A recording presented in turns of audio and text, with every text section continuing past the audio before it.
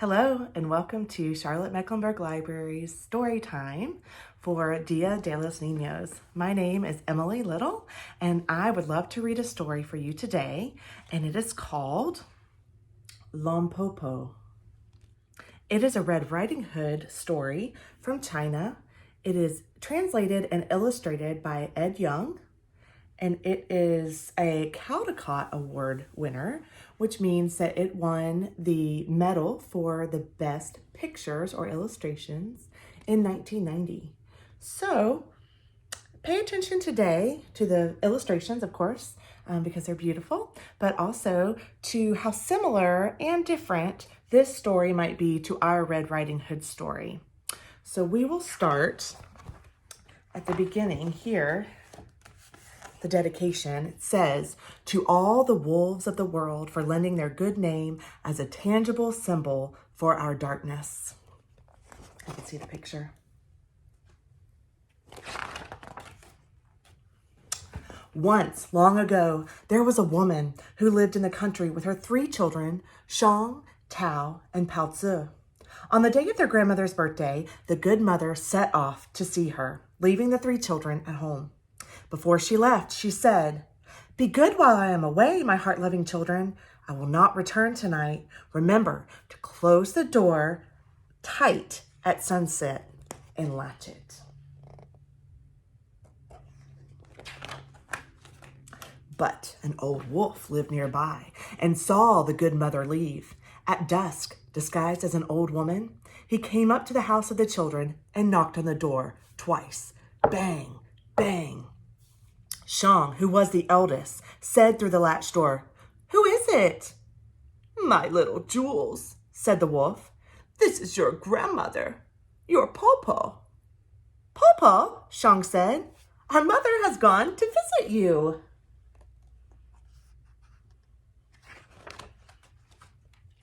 The wolf acted surprised. "To visit me? I've not met her along the way. She must have taken a different route."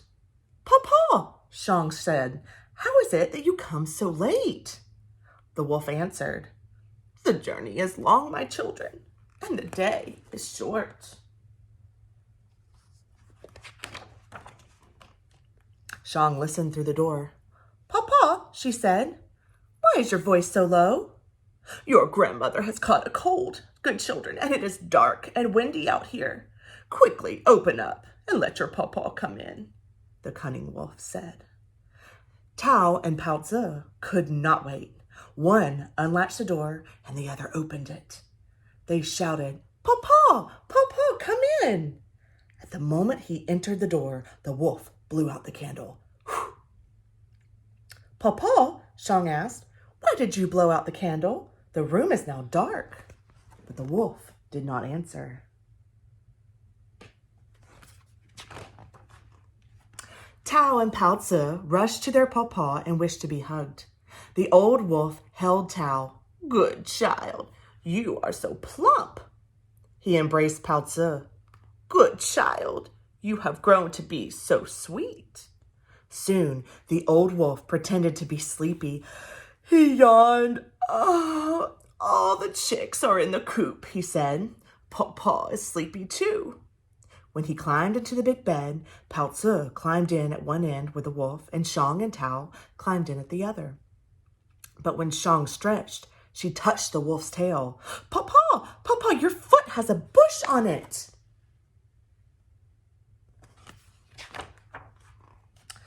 "Po Po has brought hemp strings to weave you a basket," the wolf said. Shang touched grandmother's sharp claws.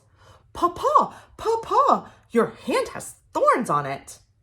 "Po Po has brought an awl to make shoes for you," the wolf said. At once, Shang lit the light and the wolf blew it out again. Whew. But Shang had seen the wolf's hairy face.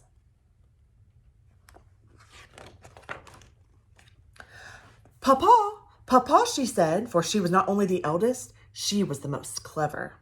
"You must be hungry. Have you eaten ginkgo nuts?" "What is ginkgo?" the wolf asked. "Ginkgo is soft and tender like the skin of a baby. One taste and you will live forever," Shang said, "and the nuts grow on the top of the tree just outside the door. The wolf gave a sigh. Oh dear, Papa is old. Her bones have become brittle. No longer can she climb trees. Good, Papa, we can pick some for you, Shang said. The wolf was delighted. Shang jumped out of bed, and Tao and Pao Zi came with her to the ginkgo tree. There, Shang told her sisters about the wolf, and all three climbed up the tall tree. The wolf waited and waited. Plump Tao did not come back. Sweet Pao Zi did not come back. Shang did not come back, and no one brought any nuts from the ginkgo tree. At last, the wolf shouted, "Where are you, children?" "Papa," Shang called out, "we are on the top of the tree eating ginkgo nuts." "Good children," the wolf begged, "pluck some for me." "But Papa, ginkgo is magic only when it is plucked directly from the tree. You must come and pluck it. From the tree yourself."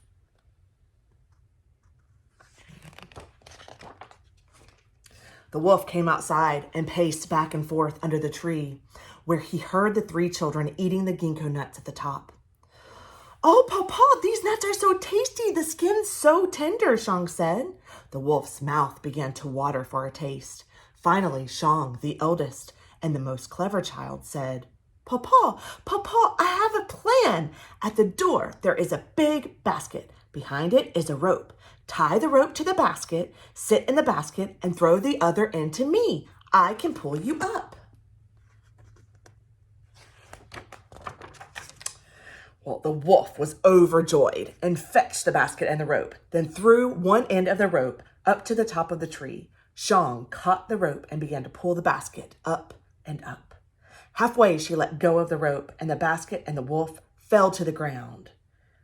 "I am so small and weak, Papa," Shang pretended. "I could not hold the rope." "This time I will help," Tao said. "Let us do it again." The wolf had only one thought in his mind, to taste a single ginkgo nut. He climbed into the basket again. Now Shang and Tao pulled the rope and the basket together, higher and higher.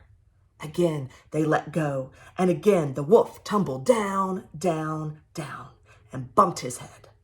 The wolf was furious. He growled and cursed. "We cannot hold the rope, Papa," Shang said, "but only one ginkgo nut and you will be well again." "I shall give a hand to my sisters this time," Pao Zi, the youngest, said. "This time we shall not fail." Now, the children pulled the rope with all their strength. As they pulled, they sang, "Hi-yo, hi-yo," and the basket rose straight up, higher than the first time, higher than the second time, higher and higher and higher, until it nearly reached the top of the tree. When the wolf reached out, he could almost touch the highest branch. But at that moment, Shang coughed and they all let go of the rope, and the basket fell down and down and down. Not only did the wolf bump his head, but he broke his heart to pieces.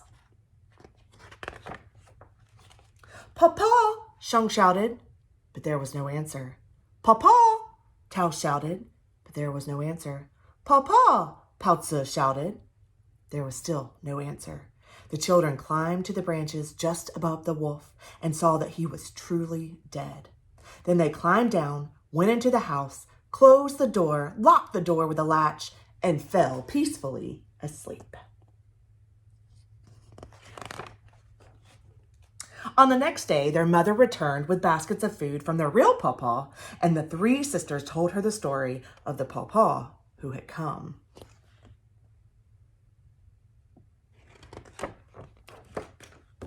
The end. Thank you so much for joining me today for our story, Lon Po Po, translated and illustrated by Ed Young. I hope that you can read some fun, exciting books from other cultures and learn more during our Dia de los Niños celebration. Thanks again.